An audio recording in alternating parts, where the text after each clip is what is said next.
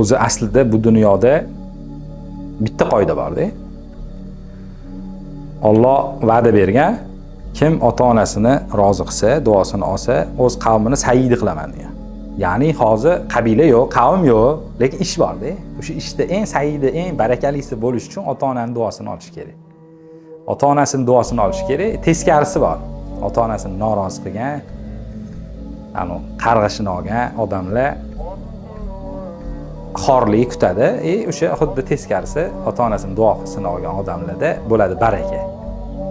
Endi keyingisi o'sha ehson ko'p qilgan yoki ko'proq mehnat qilgan, ko'proq to'g'ri, halol bo'lgan insonlar bular o'sha keyingi masala. Boshida shu bo'lmasa, qolgani o'sha shart emas. Qolgani foyda bera olmaydi. Imini boshida shu turadi, shu yerda boshlanadi, shu yerda tugaydi baraka. Insonning hayotidagi hamma munosabatlaridagi hamma baraka masjidda boshlanib, masjidda tugaydi.